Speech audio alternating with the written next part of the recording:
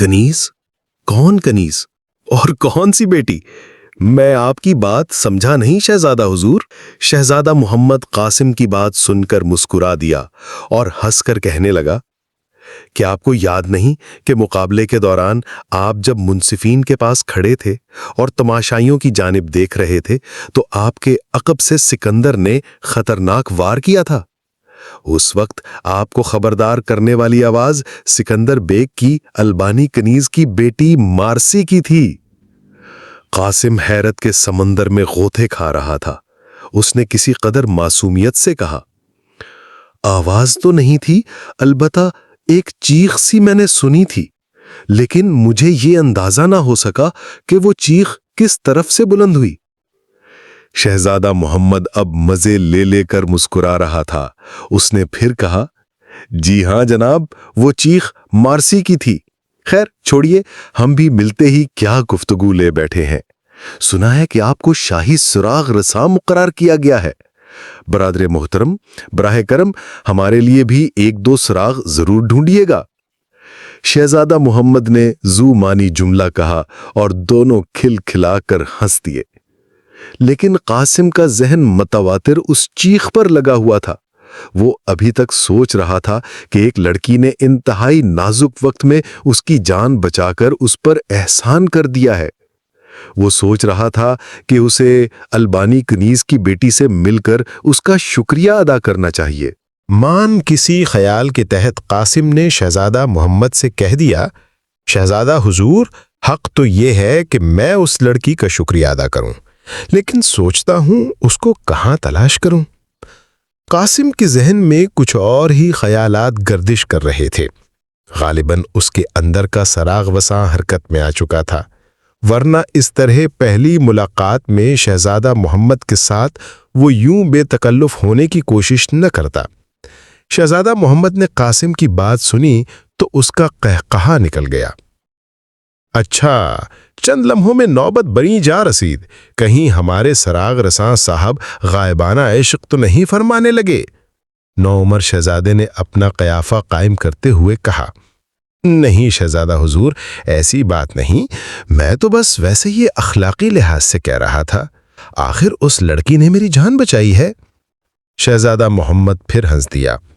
برادر محترم، آپ کی اخلاقیات اپنی جگہ بجا، لیکن یاد رکھیے کہ آپ مسلمان ہیں اور وہ ایک عیسائی ماں کی بیٹی ہے۔ قاسم کے لیے یہ بات پھر چونکا دینے والی تھی۔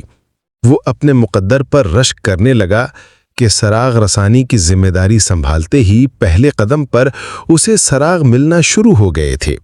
اس کا ذہن ایک عیسائی لڑکی کے بارے میں سوچ رہا تھا جس نے تہوار والے روز قاسم کی جان بچائی اور جو سکندر کی البانی کنیز کی بیٹی ہے۔ یہ یقیناً ایک عجیب اتفاق تھا، اس قدر عجیب کہ اسے جان کر قاسم کے رونگٹے کھڑے ہو گئے۔ اس نے بے صبری سے بات کرتے ہوئے پوچھا، لیکن شہزادہ حضور، اس لڑکی کا پتہ بھی تو عنایت فرمائیے تاکہ ہم اس کا شکریہ ادا کرنے کے لیے جا سکیں۔ بہت خوب، سبحان اللہ، تو ہمارے 5000 سالار اور شاہی سراغ رساں جناب قاسم بن ہشام صاحب ایک عیسائی لڑکی کے دام حسن میں گرفتار ہو ہی گئے۔ شہزادہ محمد خوب ہنس رہا تھا۔ قاسم نے بھی اس کی ہنسی میں شامل ہو کر ہنسی مذاق کا ماحول بنانے کی اداکاری کی۔ شہزادہ محمد نے پھر کہا، ٹھیک ہے، ہم آپ کو مارسی کا پتہ بتا دیتے ہیں، لیکن اس کی ایک شرط ہے، پہلے وہ پوری کیجیے۔ قاسم نے چونک کر پوچھا، بے شک، فرمائیے کون سی شرط ہے؟ شہزادہ محمد نے ہنستے ہنستے کہا، ہماری شرط یہ ہے کہ آپ ہمارے دوست بننے کا وعدہ کیجیے۔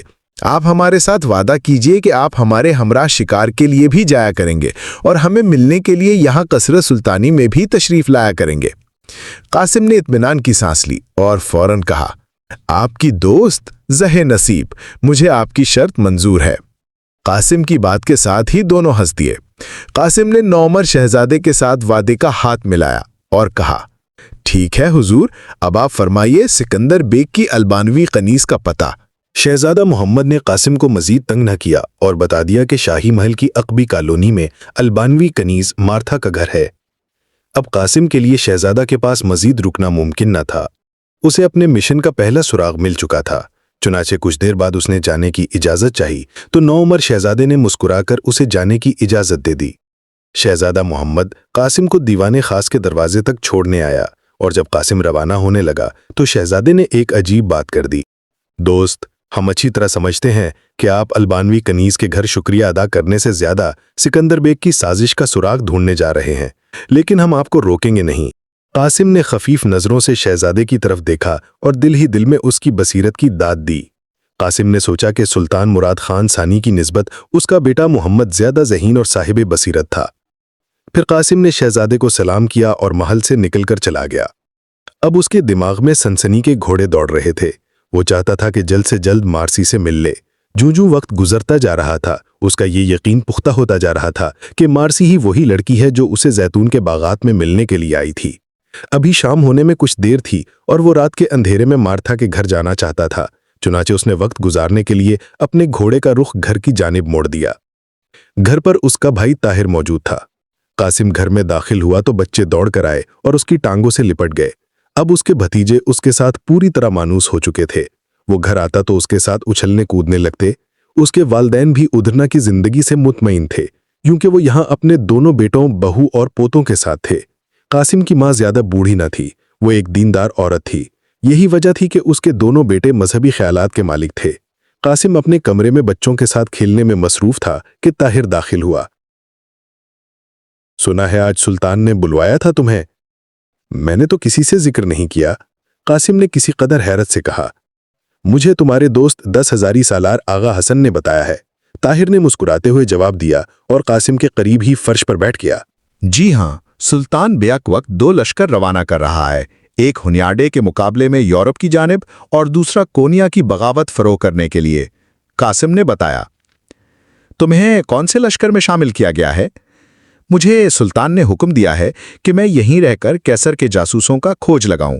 उसने मुझे शाही सराग रसा मुकर्रर किया है, कासिम ने किसी कदर झिझकते हुए बताया। ये क्या बात हुई, शाही सराग रसा? क्या तुम अब 5000 सालार नहीं रहे? ताहिर ने हैरत से पूछा। कासिम बोला, नहीं, ऐसी बात नहीं। दरअसल मैंने खुद सुल्तान को बताया था कि अदरीना में कैसर के जासूस मौजूद हैं। मुआन, कासिम को एक ख्याल आया और उसने अपने भाई से सवाल कर दिया। भाईजान, अबू जाफर के बारे में आप क्या जानते हैं? वही अबू जाफर जो एक बार हमारे घर आया था। ताहिर ने सनसनीज़दा नजरों से कासिम की जानिब देखा और कुछ देर सोचने के बाद धीमे लहजे में कहने लगा, मैं तो यही जानता हूं कि वो बगदादी दरवाज़ा की मस्जिद का खतीब है। हाँ, अलबत्ता ये भी सुना है कि उसके ताल्लुकात दरबार शाही तक फैले हुए हैं। ताहिर की बात सुनकर कासिम दरमियान में बोल पड़ा, नहीं, क्या आप जानते हैं कि वो अदरिना में कहाँ से आया है? उसका हुदूदो अरबा क्या है? और ये कि क्या अदरिना में उसका कोई रिश्तेदार भी है? ताहिर कुछ सोचने लगा। अब उसके माथे पर सोच की शिकनों का बसेरा था। उसने चंद सानिये खामोश रहने के बाद कहा, जहां तक मुझे मालूम है अदरिना में अबू जाफर का कोई रिश्तेदार नहीं। ये शख्स अरब का बाशिंदा है और पिछले कई साल से यहाँ अदरिना में मुकीम है। ये जानकर कि अबू जाफर का कोई रिश्तेदार अदरना में नहीं, कासिम की आंखों में चमक पैदा हुई। वो सीधा होकर बैठ गया और ताहिर से कहने लगा, भाईजान, आपने गौर से अबू जाफर का चेहरा देखा है? आप याद करें, वो अरबों की तरह गोरा चिट्टा और सेहतमंद जरूर है, लेकिन उसकी आंखें अरबों से मुशाबे नहीं है। उसकी आंखों की नीली रंगत लातीनी इक़वाम जैसी है। कासिम की बात सुनकर ताहिर हंस दिया। अरे भाई, तुम सचमुच जासूस बन गए और इतनी दूर दूर की कौड़ियां लाने लगे। तुम्हें वहम हो रहा है। अबू जाफर यहां 20 साल से मुकीम है। आज तक तो किसी ने उस पर शक नहीं किया। अब तुम हो कि उसे अरब मानने के लिए भी तैयार नहीं हो, हालांकि वो उम्दा लहजे में अरबी बोलता है। कासिम ने भाई की बात सुनी लेकिन खामोश रहा। उसका दिमाग कहीं और था। कासिम को खलाओं में घुरता देखकर ताहिर बोला, अच्छा छोड़ो ये सराग रसानी, चलो चलकर खाना खाते हैं। कासिम दस्तरखान पर भी खामोश रहा। जब से सुल्तान ने उसे सराग रसानी की जिम्मेदारी सौंपी थी, उसका दिमाग फाल हो गया था। उस वक्त वो कैसर कुस्तुनतुनिया और अबू जाफर के बारे में सोच रहा था। اسے محسوس ہوا کہ جو ذمہ داری اسے سونپی گئی ہے اس کی بجا آوری کے لیے ضروری ہے کہ اسے قیصر قسطنطنیہ کی ریشہ دوانیوں کے متعلق پوری معلومات ہوں۔ اسی خیال کے تحت اس نے طاہر سے سوال کیا، بھائی جان، قسطنطین کے بارے میں مشہور ہے کہ وہ جنگ سے زیادہ سازش کے ذریعے اپنے دشمنوں کو مات کرتا ہے، کیا یہ سچ ہے؟ طاہر نے قاسم کی بات دلچسپی سے سنی اور کہا، یہ سچ ہے، قیصر زیر زمین سرگرمیوں میں مہارت رکھتا ہے۔ ہمارے سلطان کے دادا سلطان بایزید یلدرم اور مشہور ایشیائی فاتح امیر تیمور کے مابین اسلامی تاریخ کی رسوا کن لڑائی فی الحقیقت قیصر کی خفیہ سرگرمیوں کی وجہ سے ہوئی تھی۔ میں نے تربیت گاہ کی لائبریری میں اس مکتوب کی نقل دیکھی ہے جو قیصر نے بایزید یلدرم کے خلاف امیر تیمور کو لکھا تھا۔ اس نے لکھا تھا، میری سلطنت بہت پرانی ہے، حضرت صلی اللہ علیہ وآلہ وسلم اور خلفائے راشدین کے زمانے میں بھی قسطنطنیہ کے اندر ہماری سلطنت موجود تھی۔ اس کے بعد بنو امیہ اور بنو عباس کے زمانے میں بھی خلفاء سے 12 ہماری صلح ہوئی اور کسی نے قسطنطنیہ لینے کا قصد نہیں فرمایا، لیکن اب عثمانی سلطان نے ہمارے اکثر مقبوضہ چھین لیے ہیں اور ہمارے دارالسلطنت قسطنطنیہ پر اس کا دانت ہے۔ ایسی حالت میں سخت مجبور ہو کر ہم آپ سے امداد کے خواہاں ہیں، اور ظاہر ہے کہ آپ کے سوا ہم اور کسی سے خواہان امداد ہو بھی نہیں سکتے۔ اگر آپ بایزید خان یلدرم کے مسلمان اور ہمارے عیسائی ہونے کا خیال کرتے ہیں تو آپ کو معلوم ہونا چاہیے کہ بایزید خان کو اس طرف یورپ میں مسلسل فتوحات ہو رہی ہیں اور اس کی طاقت بہت تیز رفتاری سے ترقی پذیر ہے۔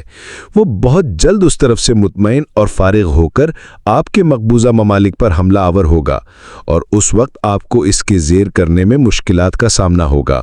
بایزید خان نے سلطان احمد جلائر اور قرہ یوسف ترکمان کو، جو آپ کے مفرور باغی ہیں، اپنے یہاں عزت کے ساتھ مہمان رکھ چھوڑا ہے، اور یہ دونوں باغی اس کو آپ کے خلاف جنگ کرنے اور مشورہ دینے میں برابر مصروف ہیں۔ یہ بات بھی آپ کے لیے کچھ کم بے عزتی کی نہیں کہ آپ کے باغی سلطان بایزید کے پاس اس طرح عزت و احترام کے ساتھ رہیں اور آپ ان کو واپس طلب نہ کر سکیں۔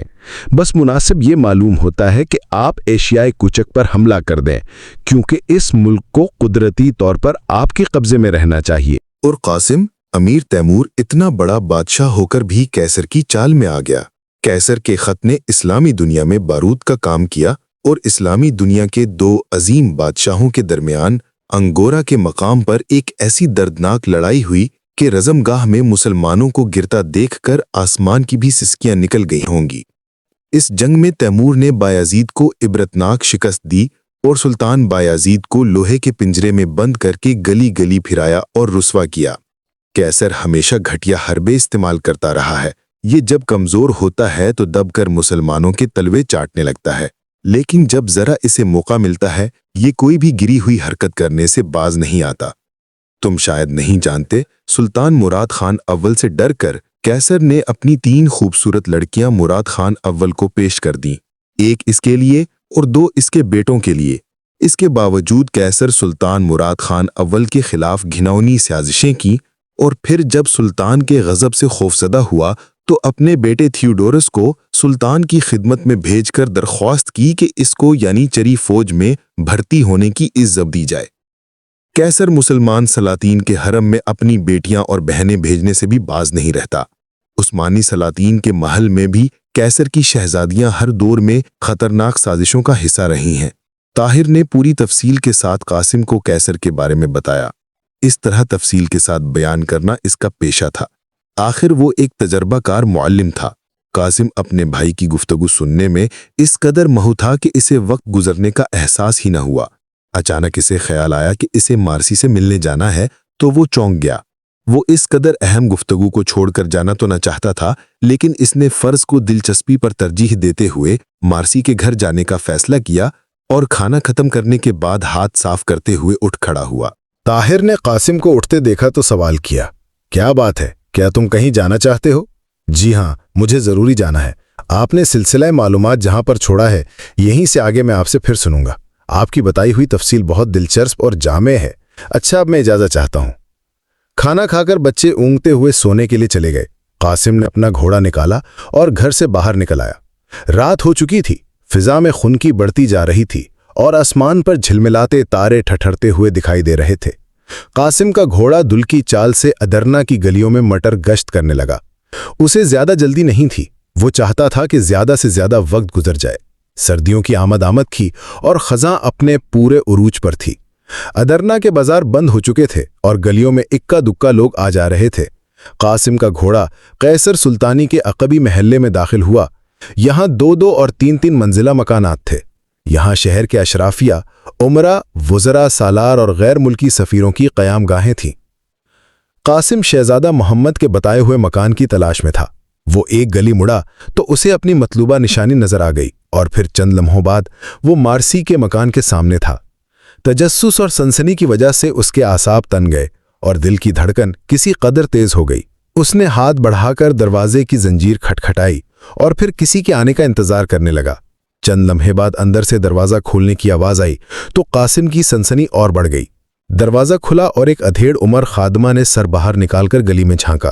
قاسم فوراً 2 قدم آگے بڑھا اور خادمہ کے سامنے آتے ہوئے کہا، جی، مجھے محترمہ مارسی سے ملنا ہے۔ قاسم نے جھجکتے ہوئے مارسی کا نام لیا تو خادمہ کے چہرے پر حیرت کی لہر نظر آئی۔ اب وہ مکمل طور پر دروازے سے باہر نکل آئی تھی۔ مارسی؟ جی، کیا کہا آپ نے؟ میں سمجھی نہیں۔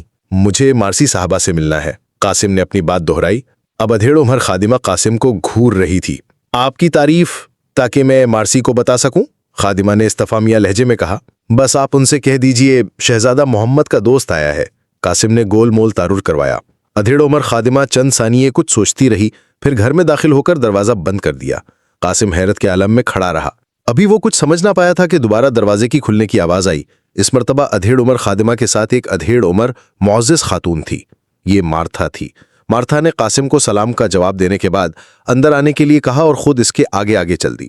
مکان میں داخل ہو کر قاسم نے دیکھا کہ مارتھا کے ساتھ ساتھ ایک حبشی غلام بھی بڑی مستعدی سے چلتا ہوا آ رہا تھا، جس کی 2 دھاری تلوار نیام سے باہر تھی۔ قاسم بے پرواہی سے چلتا ہوا مارتھا کے مہمان خانے میں داخل ہوا۔ مہمان خانہ سادہ لیکن عمدہ سامان سے آراستہ تھا۔ اس کمرے میں مسلمانوں کی روایات کے خلاف لکڑی کی کرسیاں رکھی تھیں۔ سامنے کی دیوار پر حضرت عیسیٰ کا مجسمہ صلیب کے ساتھ لٹکا ہوا تھا۔ مارتھا قاسم کے ساتھ کرسی پر بیٹھنے کی بجائے کھڑی رہی اور کھڑے کھڑے قاسم سے سوال کیا، محترم نوجوان، کیا تم بتا سکتے ہو کہ تم میری بیٹی سے کیوں ملنا چاہتے ہو؟ اس کے لہجے میں ہلکی سی چبھن تھی۔ قاسم نے شرمیلے انداز میں سر جھکا کر جواب دیا، میں محترمہ مارسی کا شکریہ ادا کرنا چاہتا ہوں کیونکہ انہوں نے میری جان بچا کر مجھے ممنون احسان کیا ہے۔ قاسم نے جواب دیا تو مارتھا کی پیشانی پر شکنیں پڑ گئیں۔ جان؟ مارسی نے تمہاری جان بچائی کب؟ کیسے؟ کہاں؟ مارتھا کے لہجے میں حیرت تھی۔ قاسم نے مسکراتے ہوئے جواب دیا، دراصل میر اسکندر بے کے ساتھ شمشیر زنی کا مقابلہ ہوا تھا اور عین اس وقت جب بے خبری میں سکندر مجھ پر وار کرنے لگا تھا، مارسی نے بآواز بلند مجھے پکارا اور جملہ ابھی قاسم کی زبان پر تھا کہ اچانک مارسی کمرے میں داخل ہوئی۔ اس کی آنکھوں میں حیرت کے سفینے تیر رہے تھے۔ اس کا ملکوتی چہرہ اعصابی دباؤ کی وجہ سے تن کر چٹکتے ہوئے غنچے جیسا لگ رہا تھا۔ مارسی غالباً کمرے میں داخل ہونے سے پہلے قاسم کی باتیں سنتی رہی تھی۔ وہ پھٹی پھٹی آنکھیں لیے اندر داخل ہوئی اور قاسم کے سامنے آ کر کھڑی ہو گئی۔ قاسم بھی مارسی کے احترام میں اٹھ کر کھڑا ہو گیا۔ مارسی نے پلکیں پٹپٹاتے ہوئے قاسم سے کہا، غالباً وہی نوجوان ہیں جنہوں نے تہوار والے روز سکندر بیگ کو شکست دی تھی، میں نے آپ کو وہاں دیکھا تھا۔ مارسی نے اپنی ماں اور غلام کی موجودگی میں قاسم کو نہ پہچاننے کی اداکاری کی۔ قاسم بھی مارسی کا مداح سمجھ چکا تھا، چنانچہ کسی قدر مسکراتے ہوئے انتہائی شائستہ لہجے میں کہنے لگا، جی ہاں، میں اسی روز کے احسان کا شکریہ ادا کرنے کے لیے حاضر ہوا ہوں۔ آپ نے اس روز مجھے بروقت خبردار کر کے اور میری جان بچا کر مجھے دوسری زندگی بخشی ہے، جس کے لیے میں آپ کا ممنون احسان ہوں اور آپ کے لیے کوئی بھی خدمت بجا لانا سعادت سمجھتا ہوں۔ قاسم کی بات سن کر مارسی کھلکھلا کر ہنس پڑی۔ اجی واہ، کیا بات ہے، آپ اتنی طویل مدت بعد میرے احسان کا شکریہ ادا کرنے آئے ہیں، بہت خوب، مارسی نے کہا تو قاسم خفیف سا ہو گیا۔ جی، دراصل مجھے آپ کے نام اور رہائش کا پتہ آج ہی مل سکا ہے، یہی وجہ ہے کہ میں اتنی دیر کے بعد حاضر ہوا ہوں۔ اس اثناء میں مارتھا وہیں کھڑی قاسم کے حدود اربع کا جائزہ لیتی رہی، لیکن اب اس کا ہر طرح سے وہم دور ہونے لگا۔ گویا قاسم اور مارسی کی کامیاب اداکاری نے رنگ دکھانا شروع کر دیا تھا۔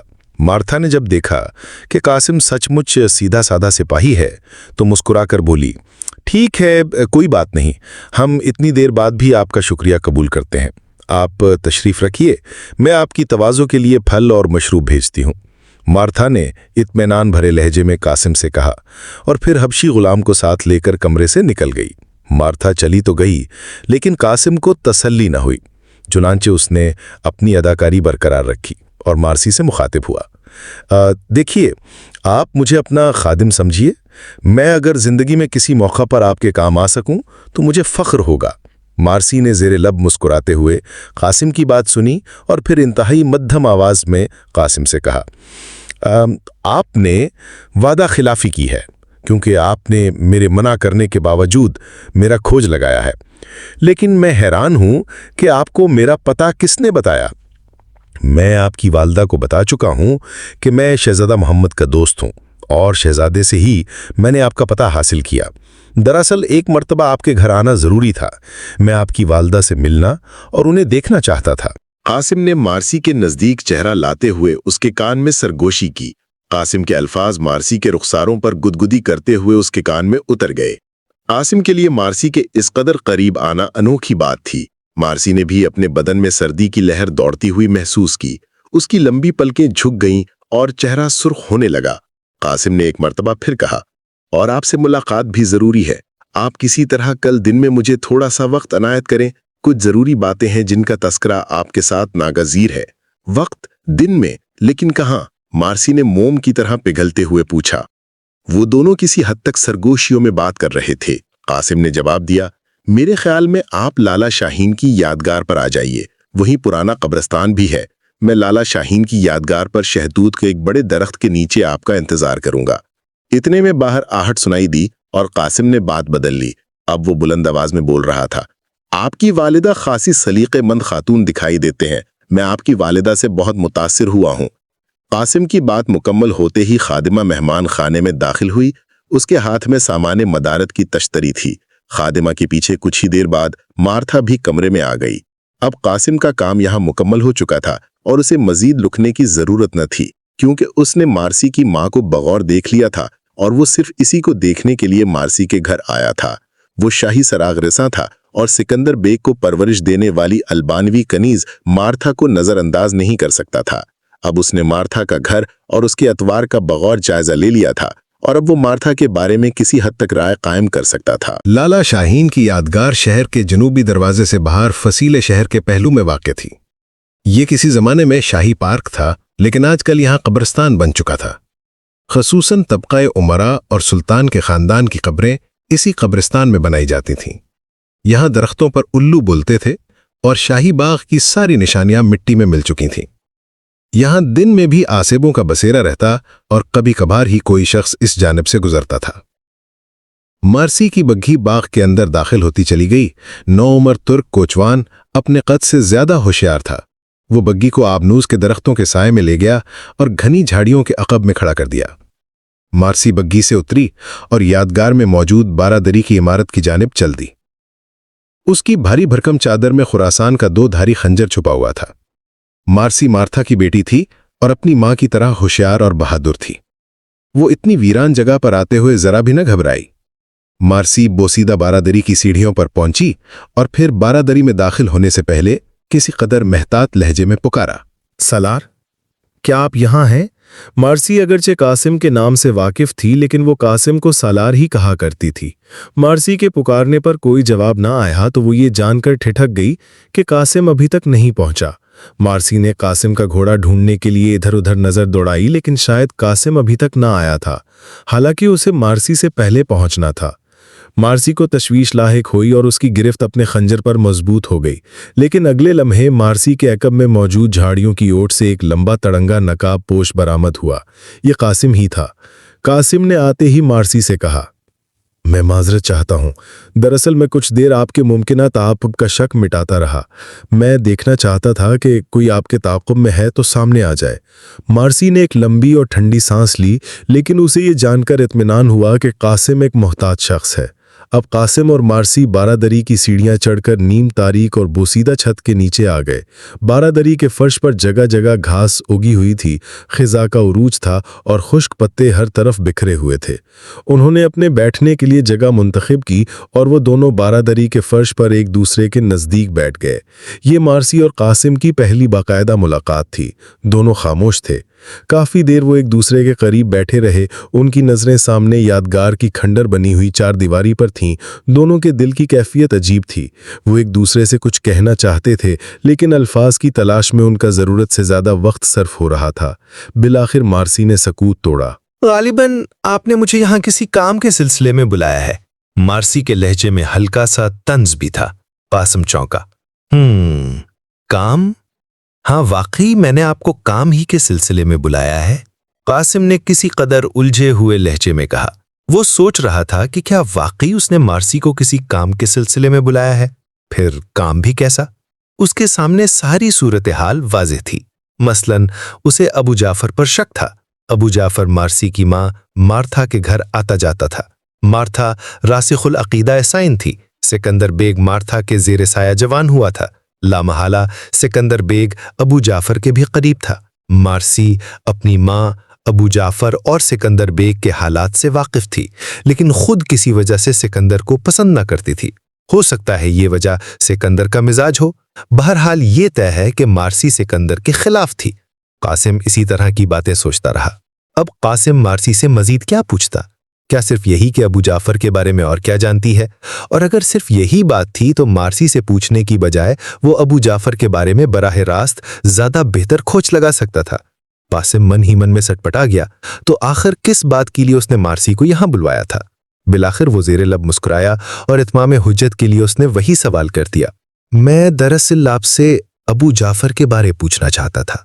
نہ جانے قاسم کے لہجے میں کیا تھا کہ یکلخت مارسی کا قہقہا نکل گیا۔ قاسم نے سوچا، یہ قہقہا تو نہیں ہو سکتا۔